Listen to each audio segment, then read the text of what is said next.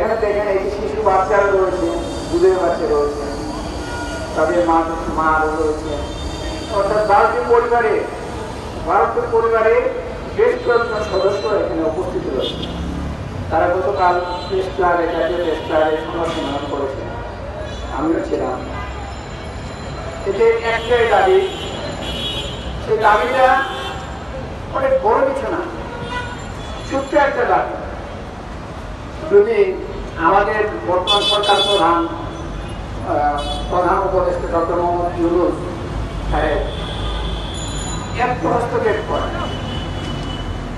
আর সংশ্লিষ্ট বিভাগগুলি থেকে এই ৮ মাসে যে অবহেলা করা গেছে তার তীব্র নিন্দা করছি।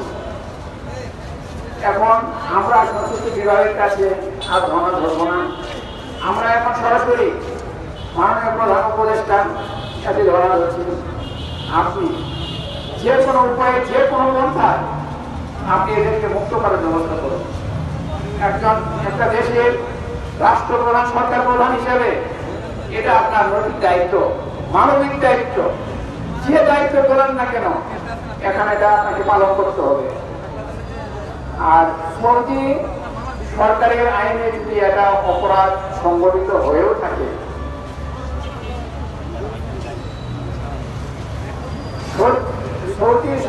সৌদি আরব সরকারের আইনে যদি এটা অপরাধ সংগঠিত হয়েও থাকে, আমাদের দেশীয় আইনে এটা অপরাধ না।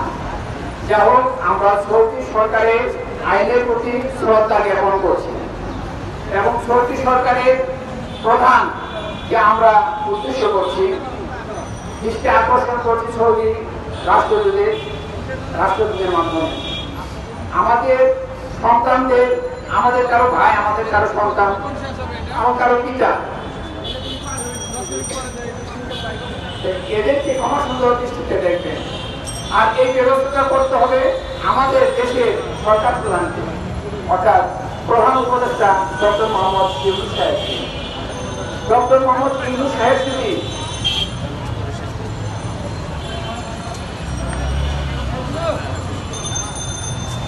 তাহলে অতি সহজে তারা মুক্তি লাভ করবে। আমরা আশাবাদী এটা একদিন দুদিনের ব্যাপার। আমাদের প্রধান উপদেষ্টা যদি সৌদি সরকারকে ফোন করেন বা একটা ব্যবস্থা নেন, রাষ্ট্রীয় ব্যবস্থা নেন, এটা অল্প সময়ের ব্যাপার। ইতিপূর্বে এক দৃষ্টান্ত রয়েছে। যা হোক, আমি আমাদের এখানে উপস্থিত